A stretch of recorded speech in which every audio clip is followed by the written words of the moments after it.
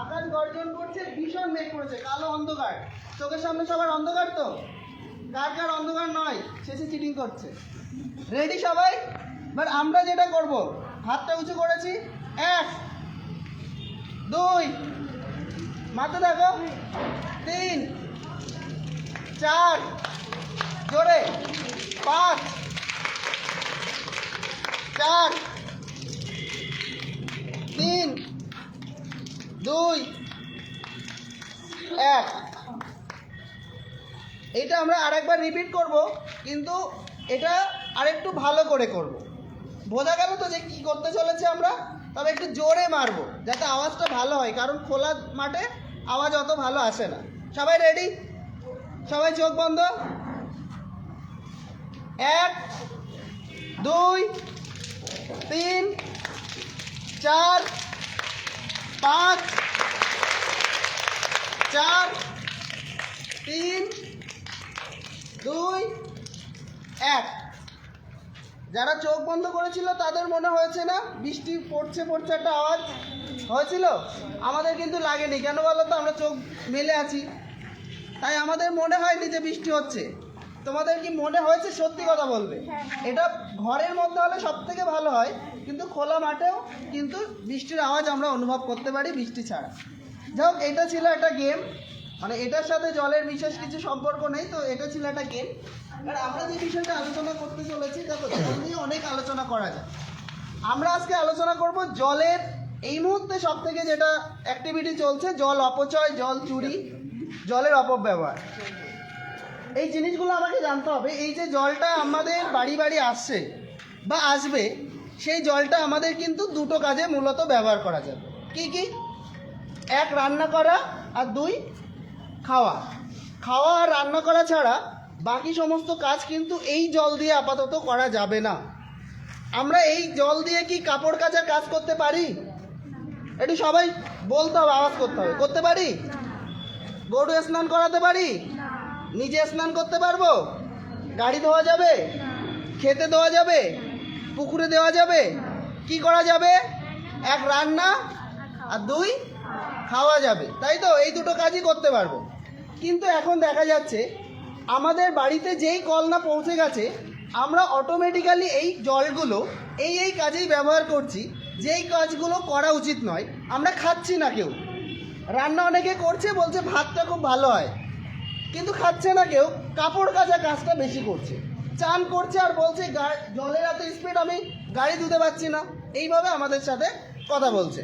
অনেকে কি করছে, পুকুরে দিয়ে দিচ্ছে মাছ চাষ করার জন্য, যেগুলো সম্পূর্ণ অপরাধ, দণ্ডনীয় অপরাধ। এটা তো একটা পর্যায়ে গেল যেটাকে আমরা জল অপচয় করা বলছি। জল চুরি হচ্ছে কিভাবে জানো? আমাদের ভাষায় বলা হয় ওয়াটার থেফট, জল চুরি। কি করে হচ্ছে? ধরো ট্যাঙ্কটা এখান থেকে একটা করে কল দেওয়া আছে, তারপরে প্রথম এই বাড়িতে, তারপরে দ্বিতীয় বাড়ি, তৃতীয় বাড়ি, এই বাড়ি, সেই বাড়ি পর্যন্ত জল যাওয়ার কথা। তাহলে আমি ধরো 100 লিটার জল দিলাম, প্রত্যেক বাড়িতে 2 লিটার করে জল পৌঁছে যাবে। এটা মানে এর যে জলটা লাগবে, সে এটা জলটা নিয়ে কল বন্ধ করবে, তারপরে আস্তে আস্তে জল তো পাইপে থাকছে, তাহলে তো পিছন পর্যন্ত যাবে। কিন্তু সমস্যা কোথায়? এ কি করলে, এ বলছে আমার জল আমি যা খুশি করতে পারি বলে কলটা ছেড়ে দিয়ে রাখলো। তাহলে এর নেওয়ার কথা 2 লিটার, এ নিয়ে নিল 20 লিটার। তাহলে পেছন থেকে কতজন লোকের জল শর্ট পড়বে? 2 লিটার করে হলে 10 জন, তাই তো? 10 জন লোক আর জল পাবে না। ঠিক একই রকম একটা জিনিস গেল। দ্বিতীয় কি করছে? মোটর লাগিয়ে নিচ্ছে। এর বাড়ি মোটর লাগিয়ে যদি এই জলটা তুলে নেয়, তাহলে পাশের বাড়িগুলোতে কিন্তু জল পৌঁছাচ্ছে না। অনেকেই বলছে আমার বাড়িতে জল যাচ্ছে না। এই জল যাচ্ছে না এটার জন্য টেকনিক্যাল প্রবলেম নয়, এটার জন্য গ্রামবাসী দায়ী।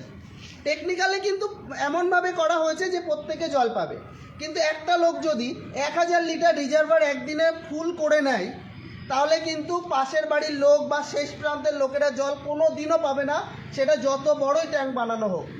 কথা বোঝা যাচ্ছে কি বললাম? আর একটা জিনিস, কল যদি খুলে নষ্ট করে জলগুলো, ঠিক একই রকম জল পাবে না।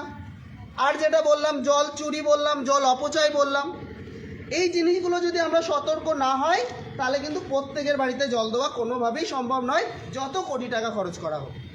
আজকে আমরা জলের মূলত এই বিষয়টাই আলোচনা করব বা করছি, যেটা আপাতত, যে কিনা জল আমাদের যতটুকু লাগবে রান্না এবং খাওয়ার জন্য ততটুকু নিয়ে আমাদের কি করতে হবে, কল বন্ধ করতে হবে। আর যদি কল আমরা বন্ধ করলাম, যদি অন্য কেউ কল খুলে রাখে তাকে আমরা রিকোয়েস্ট করব সে যেন জলটা নষ্ট না করে। কারণ আমরা যখন বাড়িতে যাচ্ছি লোকের একটা কথা বলতে শুনেছি, আমার জল যা খুশি আমি করতে পারি, আমার জল তো এটা সরকার দিয়েছে, আমার জল আমি ফেলে দিই, খাই, যা খুশি। না, তার জল না, তার জল না, তার জল খাওয়া এবং রান্না করার বাদে বাকি জলটা অন্য লোকের, সেই জলটাও সে নষ্ট করছে। আচ্ছা, তোমার কাছে যদি আমি এখন কিছু একটা নিয়ে নিই তোমার কাছ থেকে, ধরো তোমার ব্যাগটা নিয়ে নিলাম, তোমরা কি আমাকে ছেড়ে দেবে বা অ্যালাউ করবে যা নিয়ে যাই যাক? ছাড়বো না। আমার জল যখন কেউ চুরি করছে আমি তখন তাকে ছেড়ে দিচ্ছি কেন? আমার জল যখন কেউ নিয়ে নষ্ট করছে আমি তখন কাউকে কিছু বলছি না কেন? হয়তো আমি বললে আমার সাথে ঝগড়া হবে, অন্য উপায় আছে, পঞ্চায়েতে গিয়ে জানাবো, বিডিও অফিসে জানাবো। এখানে নাম্বার দেওয়া আছে, দেখবে আমি লিফলেট দিচ্ছি, লিফলেটের নাম্বার আছে, দুটো হোয়াটসঅ্যাপ নাম্বার আছে। সেই দুটো হোয়াটসঅ্যাপ নাম্বারে আমরা কিন্তু অভিযোগটা করতে পারি।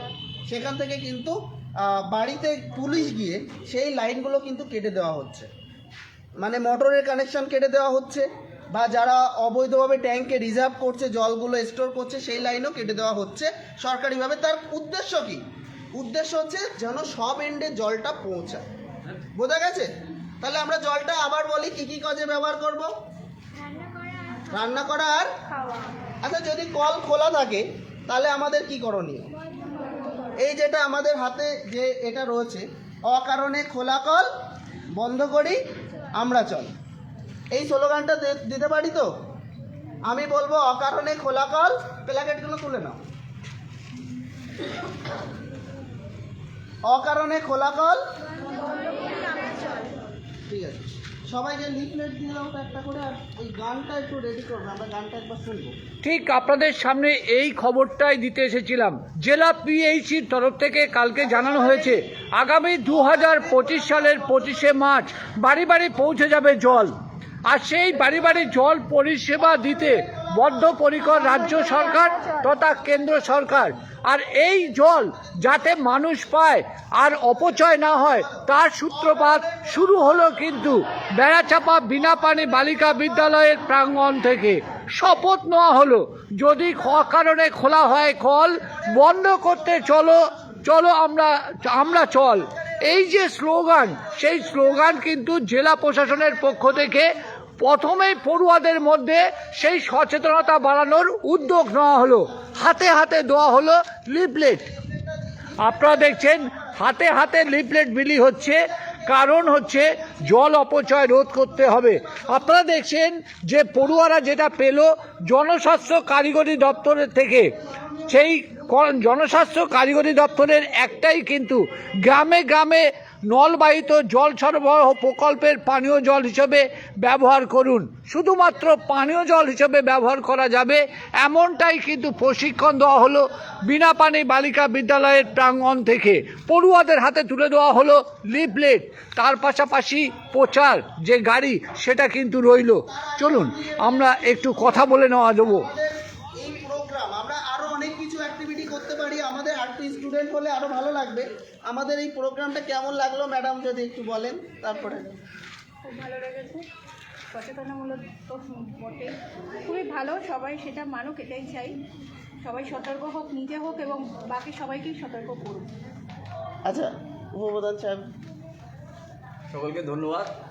আজকে জনস্বাস্থ্য কারিগরির পক্ষ থেকে পশ্চিমবঙ্গ সরকারের যে জল মিসইউজের যে আলোচনা সভা তোমাদের সঙ্গে করা হলো, তার জন্যে পশ্চিমবঙ্গ সরকারের জনস্বাস্থ্য কারিগরি বিভাগকে ধন্যবাদ জানাচ্ছি।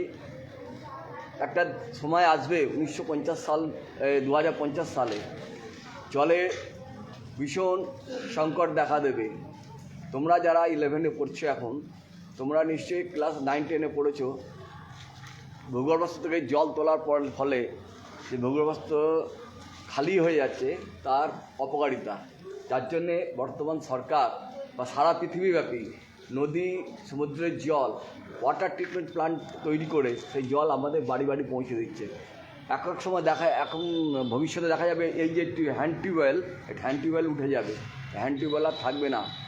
যারা এই মুহূর্তে যারা বসিরহাটে আসেন আপনাদের দিদিমণি জিজ্ঞেস করবেন জলের কি অসুবিধা, ওখানে জল কিনে খেতে হয়, জল আনতে অনেক দূরে যেতে হয়। অথচ আমরা বেড়াচাপা যারা আছি, যে এই যে পাশে যে টিউবওয়েলটা ব্যবহার করা হচ্ছে পিএইচএ থেকে, যে পাইপলাইনে জল যাচ্ছে, সে জলে বাসন মাজছে, চান করছে, গরুর গা ধোয়াচ্ছে। এটা নয়, এই জল এই জন্য সরকার দেয়নি, কোটি কোটি টাকা খরচা করছে এই জল পানীয় হিসাবে ব্যবহার করার জন্য, আর আমরা তার অপব্যবহার করছি।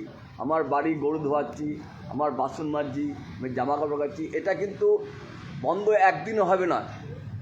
এই যে মনে করো না যে তুমি একদিন তুমি একা করছো, যে তুমি লজ্জা করছো, এটা লজ্জা করলে হবে না, প্রতিবাদ করতে হবে। প্রতিবাদটা গ্রাসরুট থেকে আরম্ভ হবে এবং সেটা ওপরের লেভেল পর্যন্ত যাবে, কিন্তু কাউকে না কাউকে এর প্রতিবাদ করতে হবে, সংগঠন তৈরি করতে হবে, পিছিয়ে আসলে হবে না।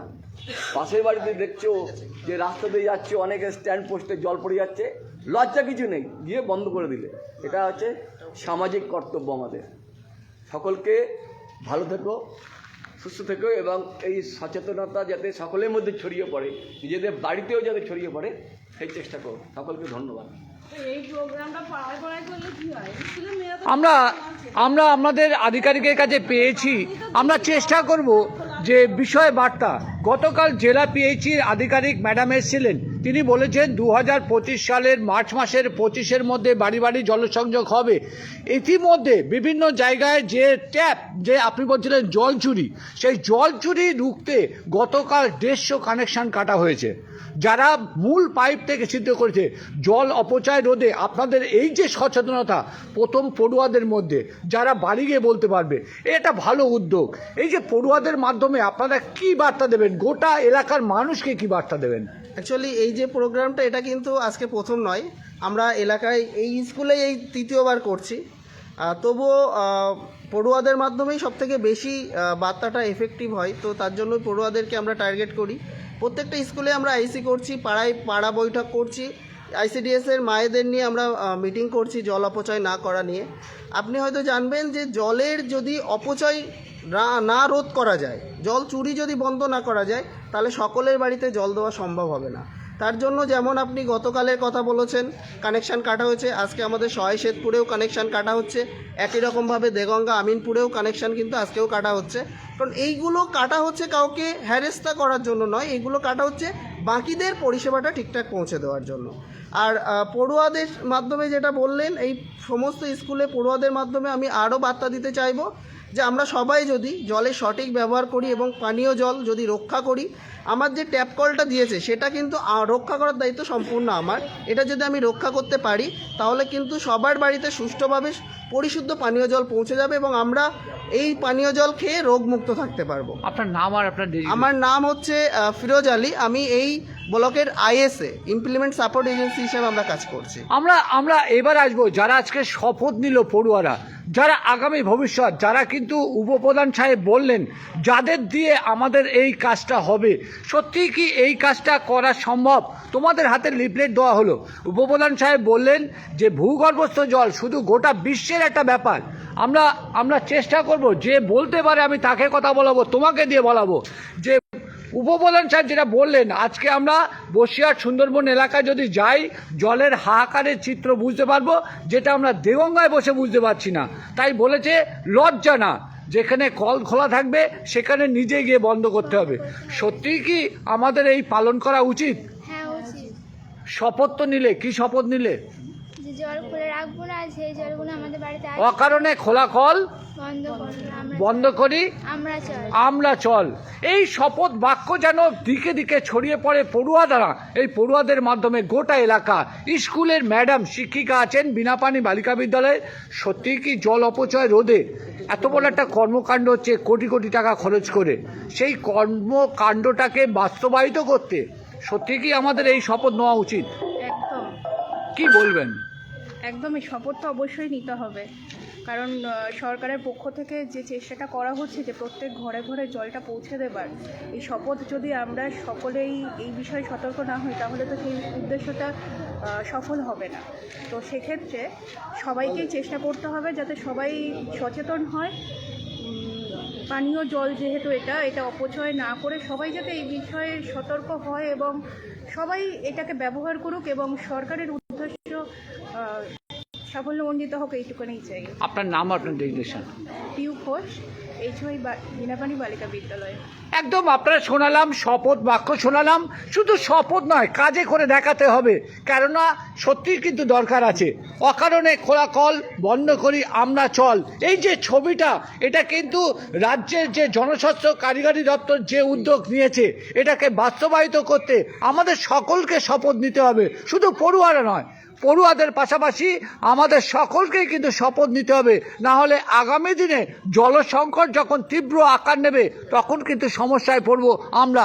চলুন আমরা সেই ছবির পাশাপাশি এখানেই সচেতনতামূলক একটা যে বার্তা সেটা আপনাদের সামনে তুলে ধরলাম নজরে দেওয়া পেজের এই প্রতিবেদনে। আমরা চাইব আপনারা মানুষকে আরও বেশি সচেতন করতে পোস্টটি শেয়ার করবেন।